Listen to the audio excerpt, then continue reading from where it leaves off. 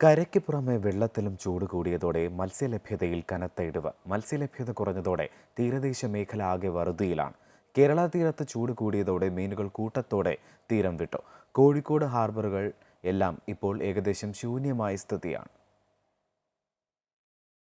4 മാസമായി വളരെ പരിതാപകരമാണ് മത്സ്യത്തൊഴിലാളികളുടെ അവസ്ഥ. ചൂട് കടുത്തതോടെ അത് ഒന്നുകൂടി രൂക്ഷമായി. മത്സ്യത്തിന്റെ ലഭ്യത പാടെ കുറഞ്ഞു. ഇതോടെ ബോട്ടുകളും വെള്ളങ്ങളുമെല്ലാം കരയിൽ തന്നെയാണ്. ഈ സമയത്ത് ലഭിക്കേണ്ട മത്സ്യങ്ങളുടെ 1/4 പോലും കിട്ടാത്ത അവസ്ഥയാണ്. ഇനിയും ചൂട് രൂക്ഷമാകുന്നതോടെ പ്രതിസന്ധിയും ഇരട്ടിയാകും. 2 ആഴ്ചയിലേറെയായി കടലിൽ പോകുന്നവർക്ക് കാര്യമായി ഒന്നും ലഭിക്കുന്നില്ല.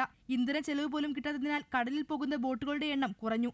വിരലിലെണ്ണാവുന്ന ബോട്ടുകൾ മാത്രമാണ് ഇപ്പോൾ മത്സ്യബന്ധനത്തിന് പോകുന്നത്. മത്സ്യത്തൊഴിലാളികൾ മത്സ്യബന്ധനത്തിന് പോയിട്ട് ചൂട് കാരണം മത്സ്യം കിട്ടാനേ ഇല്ല. അപ്പം മിക്ക ബോട്ടുകളും കേരളത്തിലുള്ള മിക്ക ബോട്ടുകളും വള്ളങ്ങളും ഒന്നും മത്സ്യബന്ധനത്തിന് പോകാതെ കരയിൽ കെട്ടിയിട്ടിരിക്കുകയാണ്. ഈ പോയി വരുന്ന ബോട്ടുകൾ കാണുന്നുണ്ടെങ്കിൽ എന്തെങ്കിലും ചെറിയൊരു മീൻ കിട്ടിയാൽ തന്നെ ഡീസലിൻ്റെ വില കാരണം അതും കടത്തിലേക്ക് തന്നെയാണ് വരുന്നത്.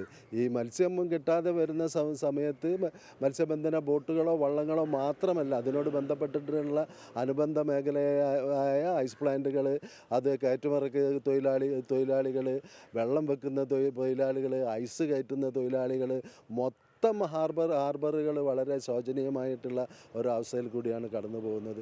ലോൺ എടുത്തും കടം വാങ്ങിയുമെല്ലാം ബോട്ട് വാങ്ങിയവരാണ് മിക്ക മത്സ്യത്തൊഴിലാളികളും. ഇങ്ങനെയുള്ളവർ ഇപ്പോൾ കുടുംബം പുലർത്താൻ ബുദ്ധിമുട്ടുകയാണ്.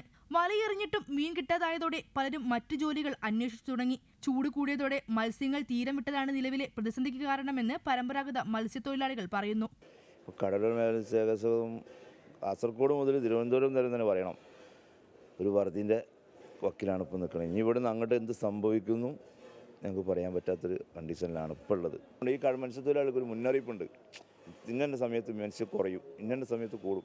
ശരാരിക്കും മറ്റേ മത്സ്യം കൂടുന്ന സമയത്താണ് പെട്ടെന്ന് ഈ തുലാമാസം എന്ന് പറഞ്ഞാൽ നമുക്ക് ഏറ്റവും കൂടുതൽ മത്സ്യം കിട്ടുന്ന സമയങ്ങളാണ്.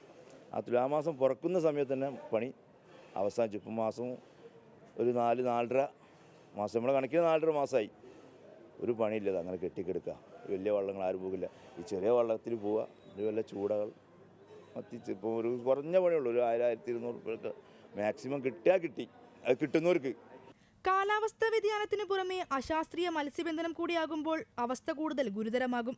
പെലാജിൻ വല ഉപയോഗിച്ചുള്ള മീൻപിടുത്തമാണ് ഇതിൽ പ്രധാനം. പ്രത്യേകമായി തയ്യാറാക്കുന്ന വല 2 ബോട്ടുകൾ ചേർന്ന് വലിക്കുന്ന രീതിയാണ് പെലാജിക് മത്സ്യബന്ധനം. ഇത്തരത്തിൽ വല വലിക്കുമ്പോൾ ആ പ്രദേശത്തെ ചെറു മത്സ്യങ്ങൾ ഉൾപ്പെടെ ഒന്നടങ്കം വലയിലാകും. ഇത് മത്സ്യസമ്പത്ത് പാടെ ഇല്ലാതാക്കുന്നതിന് കാരണമാകും. ഏതാനും വർഷങ്ങളായി കടലിലെ മത്സ്യലഭ്യത കുറയാനുള്ള പ്രധാന കാരണങ്ങളിലൊന്ന് ഇതുതന്നെയാണ്. പരമ്പരാഗത തൊഴിലാളികളും വലിയ ബോട്ടുകാരും തമ്മിലുള്ള കലഹത്തിനും ഇത് കാരണമാകുന്നു. തീവ്രതയേറിയ ലൈറ്റ് ഉപയോഗിച്ചുള്ള അനധികൃത മത്സ്യബന്ധനവും പരമ്പരാഗത മത്സ്യത്തൊഴിലാളികൾക്ക് ഭീഷണിയാവുകയാണ്. ലൈറ്റ് ഉപയോഗിച്ചുള്ള മത്സ്യബന്ധനം നിരോധിച്ചിട്ടുണ്ടെങ്കിലും പുറംകടലിൽ വലിയ ബോട്ടുകൾ ഇത്തരം പ്രവർത്തികൾ നടത്തുന്നുണ്ടെന്ന് പരമ്പരാഗത മത്സ്യത്തൊഴിലാളികൾ പറയുന്നു. ലൈറ്റ് ഉപയോഗിച്ച് കൂട്ടത്തോടെ മത്സ്യങ്ങളെ ആകർഷിക്കുന്ന രീതി മത്സ്യസമ്പത്ത് കുറയാനിടയാക്കും. ആഴക്കടലിലെ മത്സ്യബന്ധനമാണ് ഏറ്റവും കൂടുതൽ ഈ ലൈറ്റിൻ്റെ പരിപാടികൾ. അത് നിരോധിച്ച സാധനമാണ് ലൈറ്റിൻ്റെ പരിപാടി.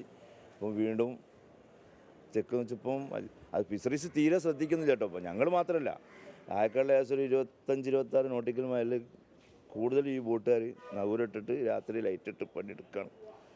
അതുകൊണ്ടാണ് ഏറ്റവും കൂടുതൽ വരൾച്ച ഇവിടെ വരുന്നത്. ഇവിടുന്ന് മാത്രമല്ല, മംഗലാപുരത്ത് നിന്ന് ഇവിടെ വന്നിട്ട് അടിക്കുന്നുണ്ട്. ഞങ്ങൾക്ക് ആകെ ഇപ്പോൾ ഈ സമയത്ത്, ഈ ചൂട് സമയത്ത് കിട്ടുന്ന ഒരു നെത്തൽ, ഈ നെത്തൽ മംഗലാപുരത്ത് നിന്നിട്ട് ഇവിടെ വന്നിട്ട് ബോട്ടുകാർ നഗൂരം വിട്ടിട്ട് ലൈറ്റ് ഇട്ടിട്ട് റൗണ്ട് ചെയ്യാം. ഞങ്ങളുടെ പ്രതീക്ഷ ഈ ചൂട് കാലത്ത് ഏറ്റവും കൂടുതൽ ചെറിയ മത്സ്യങ്ങൾ നെത്തൽ വല. അതിപ്പോൾ 2-3 വർഷമായി ഇവിടെ ഇല്ല ഈ സാധനം. അത് സർക്കാർ തീരെ ശ്രദ്ധിക്കുന്നുമില്ല. കടലിലെ മത്സ്യസമ്പത്ത് സംരക്ഷിക്കാൻ അനധികൃതർ ഇടപെടണമെന്നാണ് ഉയരുന്ന ആവശ്യം. അതോടൊപ്പം നഷ്ടത്തിലായ മേഖലയെ രക്ഷിക്കാൻ ഉടൻ പരിഹാരം കാണണമെന്നും മത്സ്യത്തൊഴിലാളികൾ ആവശ്യപ്പെടുന്നു. 4 മാസം 5 മാസം പോലെ ആയിരുന്നു പണിയില്ല. സർക്കാർ എന്ത് തരാൻ നമുക്ക് എന്ത് തന്നോ? ഒന്നും തന്നിട്ടില്ല. കുടുംബങ്ങൾ പട്ടിണിയിൽ അയക്കുന്നു. അല്ല, ലോണ് തന്നിട്ട് യാതൊരു കാര്യമില്ല. ലോൺ എന്താക്കാനാ? ലോണ് തരും, അതിൻ്റെ ഡബിൾ പലിശ കണ്ടു കൊടുക്കണം. അതുകൊണ്ട് എന്താ കാര്യം? അത് ഞങ്ങളെ കൊല്ലം തന്നെയാണ്. പിന്നെ മത്സ്യലഭ്യത കുറഞ്ഞതോടെ തീരദേശ മേഖല വറുതിയിലാണ്. അന്നന്നത്തെ അന്നത്തിനായി കഷ്ടപ്പെടുന്നവർ എന്തു ചെയ്യണമെന്നറിയാതെ നിൽക്കുന്നു. ഇനി വരാൻ പോകുന്നത് കഠിനമേറിയ ചൂടാണ്. ഈ ഒരു അവസ്ഥയിൽ മുന്നോട്ടുള്ള ജീവിതം എങ്ങനെ തള്ളി നീക്കുമെന്നാണ് ഇവരുടെ ചിന്ത. അമൃത ന്യൂസ്, കോഴിക്കോട്.